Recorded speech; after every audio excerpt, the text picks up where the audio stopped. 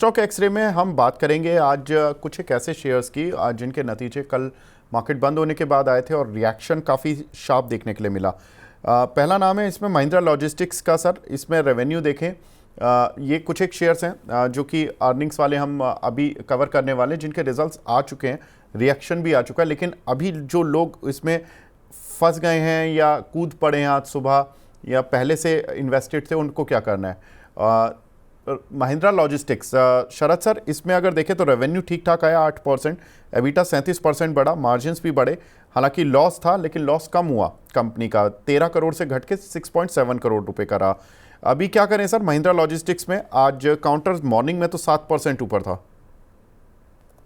जी, तो देखिए, मुझे लगता है कि बिल्कुल अभी जो जिस तरह का प्राइस एक्शन है, मुझे लगता है कि थोड़ा सा गिरावट हो सकती है। अगर ये 318 के ऊपर क्लोज रहता है, आज 320 का भाव है, तो मैं बुलिश रहूंगा। मुझे लगता है ये ट्रेंड कंटिन्यू कर जाएगा। तो अभी आप हैं तो 320 के पास अपने 318 के पास अपने स्टॉप लॉस डालिए। 320 का भाव है, 320-60 का भाव है, बने रहिए। पुल बैक कंटिन्यू करेगा तो 360 तक के भाव आपको अभी देखने को मिल जाएंगे। इसलिए आप 318 के स्टॉप लॉस से, बहुत छोटा सा स्टॉप लॉस है, पोजीशन बना के रखिए। और अगर आपके पास नहीं है और आप लेना चाह रहे हैं, तो आप फिर अपना स्टॉप लॉस कहीं 298 रुपए के पास रखिए। थोड़ा सा डीप हो जाएगा, डे लो है, लेकिन आपको बड़ा टारगेट 360 की तरफ आप एक बार देख सकते हैं। ट्रेंड कंटिन्यू कर सकता है विवेक जी। ठीक है सर। आलोक इंडस्ट्री, यहाँ पर देखें तो कंपनी का जो लॉस है वो 216 करोड़ वाई में 216 करोड़ से घटकर 74 करोड़ रुपए रह गया। लेकिन अदर इनकम जो थी वो 8 करोड़ से बढ़कर 179 करोड़ आई। रेवेन्यू 1469 करोड़ से डिक्लाइन होकर 953 करोड़ आया। लेकिन ये वाई स्थिति थी। अब मैं क्यू ऑन क्यू स्थिति अगर बताऊंगा तो थोड़ा सा जो काउंटर का आज भागने की वजह है वो मिल जाएगी। वो वजह है कि कंपनी की सेल 864 से बढ़कर 953 करोड़, लॉस जो था 273 से घटकर 74 करोड़ रुपए का रह गया केवल। तो इस वजह से जो ये लॉस एकदम से घटा है उसकी वजह से आज काउंटर 16% ऊपर है। लेकिन लॉस घटने की वजह मैं पहले भी बता रहा था कि इसमें अदर इनकम बढ़ी है। अदर इनकम जो आई है इसकी वो 7 करोड़ से बढ़कर 179 करोड़ आई है क्यू ऑन क्यू। वाई में 8 करोड़ से बढ़कर 179। शरद सर, ये जो 16% का मूव मिला अदर इनकम की वजह से मिला है, या मेजर तो कि प्रॉफिट घट गया, माफ़ कीजिएगा घाटा घट गया। लेकिन क्या ये मूव इस काउंटर के लिए जस्टिफाइबल है? अभी चलेगा? देखिए, जिस तरह का आज इसके अंदर मूव आया है 17 रुपए 30 पैसे का, मैं इस पे एक सपोर्ट देख रहा हूँ। 19 रुपए 6 पैसे का भाव है। मुझे लगता है कंटिन्यू कर सकता है, हो सकता है 20 रुपए 15 पैसे तक ये प्राइस कंटिन्यू करे।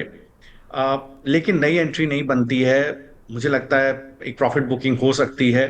इसके बाद दोबारा आपको कहीं 18 रुपए के आसपास मिले, 18 रुपए 30 पैसे के आसपास मिले, तो फिर आप अपना स्टॉप लॉस 17 रुपए 20 पैसे के पास रख के एंट्री कर सकते हैं। ट्रेंड कंटिन्यू कर सकता है, बट अभी इसमें एंट्री बनती नहीं है। ठीक है। सर अगला जो शेयर है वो है, पहले मैं पिटी इंजीनियरिंग को ले लेता हूँ। रेवेन्यू करीब 40% बढ़ा है, एबिटा 54% बढ़ा है, मार्जिन्स भी बढ़े हैं। नेट प्रॉफिट भले ही 21.5% डाउन हुआ है, लेकिन उसमें कुछ डेफर्ड टैक्स की एडजस्टमेंट है जिसकी वजह से प्रॉफिट थोड़ा डाउन हुआ है।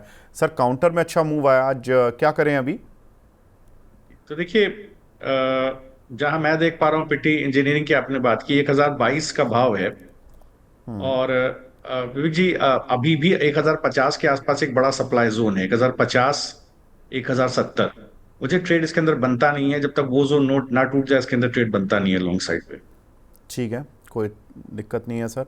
अगला जो शेयर है वो लेंगे हम टाटा इन्वेस्टमेंट। सर कल शायद बात भी हो रही थी शरद सर आपसे, शेयर थोड़ा नीचे आया, टोटल इनकम करीब 71% डाउन आई है, 57 करोड़ से घट के 16.6 करोड़, और नेट प्रॉफिट में भी 38% की गिरावट है। शेयर भी गिरा है, क्या करें सर? तो देखिए, जिस तरह का प्राइस रिजेक्शन करीब 6460 के भाव से देखने को मिला है, 6460 6370, 6460 6370, इस जोन से देखिए एक सप्लाई आई है। मुझे लगता है कि अब इसके अंदर पोजीशन नहीं बनानी चाहिए। ये इस तरह के मार्केट में जिस तरह का निफ्टी का बुलिश टोन है, जब तक ये जोन ना निकले तब तक इस पर्टिकुलर स्टॉक के अंदर पोजीशन लॉन्ग साइड पे नहीं बनानी चाहिए। बिल्कुल सर। वैसे ये जो इन्वेस्टमेंट वाले शेयर होते हैं ये होल्डिंग कंपनीज होती हैं, इनके डिविडेंड से ही इनकी गुजारा चलता है। तो डिविडेंड अब टाटा समूह में जब जब आएगा, जब जब इसका जो रेवेन्यू है, प्रॉफिट है, वो उस हिसाब से बढ़ेगा। लेकिन ये कंपनी वैसे तो आई डोंट थिंक कि कुछ करती है, तो इसीलिए इनके रेवेन्यूज़ और प्रॉफिट में बड़ा वॉलेटिलिटी रहती है। एनीवेज, आगे बढ़ते हैं अगले काउंटर पर। राजरत्न ग्लोबल, आज अच्छा मूव आया मॉर्निंग के सेशन में सर। 5% रेवेन्यू बढ़ा है, एबिटा डाउन हुआ है 3%, मार्जिन्स हल्के से डिक्लाइन हुए, नेट प्रॉफिट 25% गिरा है। लेकिन केवल ये महज बाउंस बैक था या इसमें चलेगा सर, क्योंकि रिजल्ट उतने खास नहीं है जिस तरह से शेयर ने रिएक्ट किया था सुबह।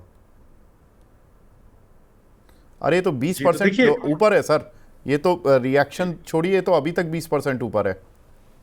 सर्किट पर है अपने जी, तो देखिए जी 20% का सर्किट लगा हुआ है स्टॉक के अंदर।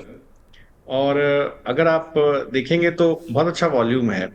और एक एवरेज वॉल्यूम बेसिस पे देखा है तो बहुत स्ट्रांग वॉल्यूम के साथ खरीदारी हुई है। मुझे लगता है जिस तरह का 385 का लेवल इसके अंदर टूटा है, अभी 390 का भाव है, हो सकता है ट्रेंड कंटिन्यू कर जाए और ये स्टॉक कहीं आपको 450 के जोन तक भी जाता हुआ दिखाई दे। तो अभी एंट्री नहीं बनेगी, सर्किट खोलेगा, इसके बाद देखिएगा 355 का स्टॉप लॉस आपका बनेगा। आपको उस हिसाब से रिस्क रिवॉर्ड बने तो आप खरीद सकते हैं। ठीक है।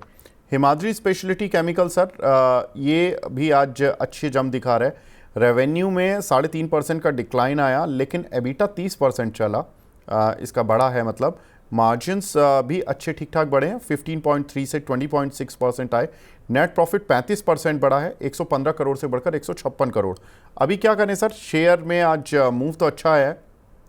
HSCL के नाम से आता है सर ये share, Himadri speciality chemical limited. जी, तो देखिए जैसा मैं देख पा रहा हूँ, अगर मैं इसको एलिट वेव के पर्सपेक्टिव से देखूं तो यहाँ पर जो फिफ्थ वेव है वो इसको इसका जो स्विंग हाई बन रहा है ये जी ऑल टाइम हाई के ऊपर ले जा रहा है, करीब 700 रुपए के ऊपर इसको ले जा रहा है लंबे दायरे में। अगर इसको आप 6 महीने, साल भर के 6 महीने 9 महीने के पर्सपेक्टिव से देखें तो एक बड़ा मूव स्टॉक के अंदर बनने की तैयारी हो रही है। मुझे लगता है बेस 485 के पास आप देखें तो बेस करीब इसका 474 के पास बहुत अच्छा बना हुआ है, और नीचे की तरफ 460, 474 इस जोन में बहुत अच्छा सपोर्ट बना हुआ है। बिल्कुल इसको खरीदना चाहिए, अगर आप लंबी अवधि के हिसाब से खरीदेंगे तो ज्यादा फायदा होगा। ठीक है। अगला शेयर है सर अनंतराज। यहाँ पर देखें तो रेवेन्यू 22% बढ़ा, एबिटा 36% बढ़ा, मार्जिन्स 23.6 से 26.3 हुए, नेट प्रॉफिट करीब 51% बढ़ा है, 78 से बढ़कर 119 करोड़ आया।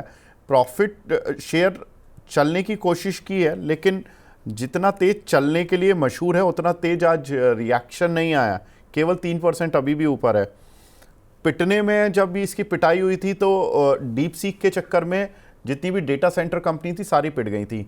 ये सर रियल इस्टेट से ज़्यादा डेटा सेंटर पर चला है शेयर। अब डेटा सेंटर की स्टोरी इसको परेशान कर रही है। रिजल्ट ठीक है लेकिन चल नहीं रहा, क्या करें? देखिए बिल्कुल आपने सही बात बोली। यहाँ पर क्या आप देखेंगे तो 50 डे एक्सपेंशन मूविंग एवरेज के ऊपर स्टॉक सस्टेन नहीं हो रहा है लंबे समय से। जो ब्रेकडाउन आया था जनवरी में वो अभी तक 50 डे एक्सपेंशन मूविंग एवरेज का सप्लाई जोन बना हुआ है।